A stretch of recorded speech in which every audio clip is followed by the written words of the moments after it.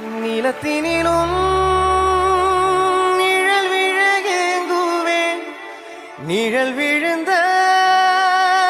மணலையும் அடியினில் தாங்குவேன்